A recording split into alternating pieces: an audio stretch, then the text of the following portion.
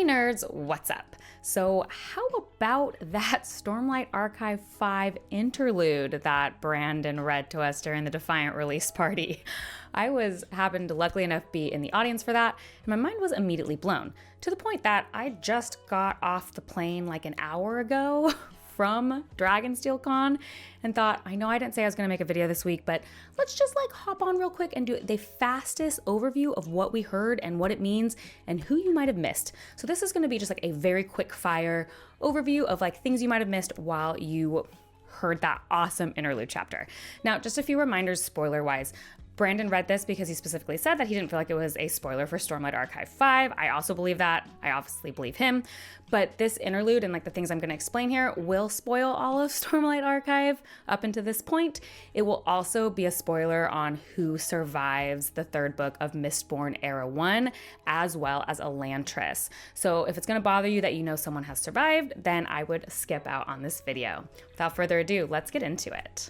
First thing we notice immediately is that this is clearly a granddaughter of Yim, a character we meet in an interlude in Words of Radiance, who is a cobbler and who heals, he's a radiant and he heals children and also gives them a clean pair of shoes, and all he wants in return is to hear their stories. This is actually a super sad and depressing chapter, which is why I think everyone really remembers this character, even though he's just mentioned in very passing, because this is when Nail is on his crusade to end the Radiance, to stop the desolation coming, and so it is a very sad ending.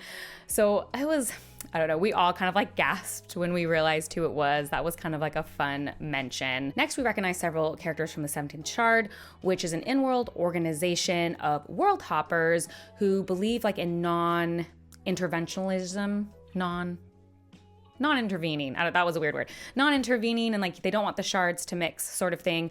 We don't know all their goals, but we do know that they are searching for Hoid currently. We first get a name mention of the 17th Shard in one of the epigraphs of Way of Kings, I want to say.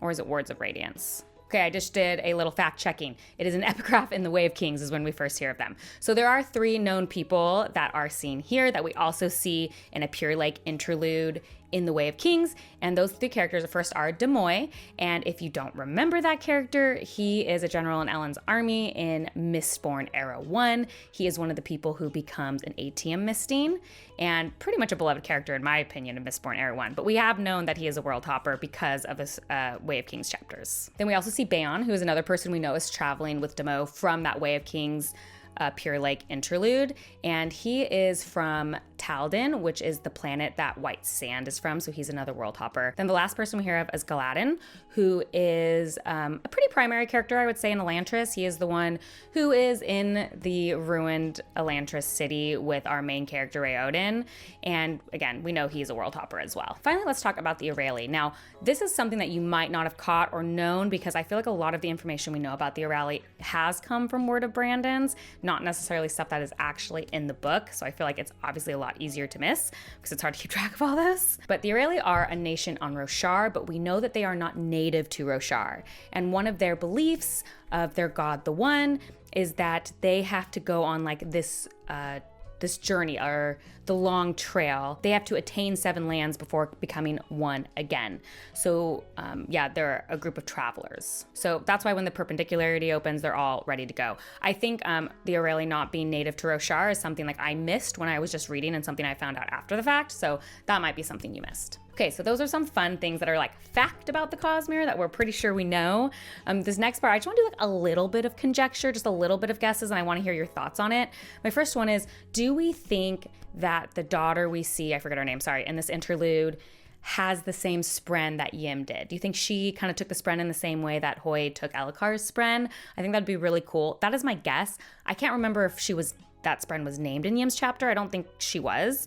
So I'd like to think it's the same spren. I thought that would be kind of cool. Also, we know that the Aureli are mentioned in Tress of the Emerald Sea when Charlie, this is not a spoiler by the way, because I didn't mention this as a spoiler in my thing. Trust me, this is not a spoiler. When Charlie talks about the cup, he says that the Aureli left Lumar about 300 years previously. Now, we do have to take that timeline with a grain of salt, because we know Charlie loves being a storyteller, and I wouldn't say that's necessarily fact, but I think right now we're kind of taking it as a basic baseline. And so what's interesting to me is, does that mean that this perpendicularity that's opening right now for the Aurelie is them going to Lumar. I feel like that's a pretty decent theory, just like based on the timeline and where Tress is. And if they had left Lumar 300 years ago, like that would still set Tress like far enough in the future for that to be them going to Lumar. So that's my current theory. I'd love to hear what you think about that. Okay, and as far as the perpendicularity opening goes and all the implications of that, which feels really large, I would say that's just above my pay grade as a Cosmere scholar. It's just slightly out of reach for me. I did have an opportunity to talk to Eric, though, from the 17th Shard, probably better known, I think, as Chaos. And he told me they were going to do a video on this interlude on December 31st. And he told me that I could say that publicly. So here is my pressure on the 17th Shard to stick to that schedule. And on December 31st, you can go to the 17th Shard and I'll be there too, and we can listen to what they say about the meaning of this perpendicularity opening, because there was just a lot there and I don't know where to begin. Anyway, if you're the kind of person who's listening to this stuff early, I'd love to know your thoughts on this interlude. It seems extremely cool. I will also just make a wild stab that I think this interlude randomly happens near the end of the book. That's going to be my wild guess, based on just vibes alone. So you let me know based on vibes alone where you think this interlude is happening in the book. And yeah, it's making me super excited for Stormlight Archive 5. And I hope this kind of like more casual, very last minute video was helpful to you. As always, if you like these kind of informative videos, please like and subscribe. That's the best way to support me. If you want to see what I'm currently reading, as well as nerdy rants or updates, for example, I was posting the last 2 days constantly about my experience at Dragonsteel. That kind of stuff is always going to be found on my Instagram at bookborn.reviews. I'll see you next time. Bye.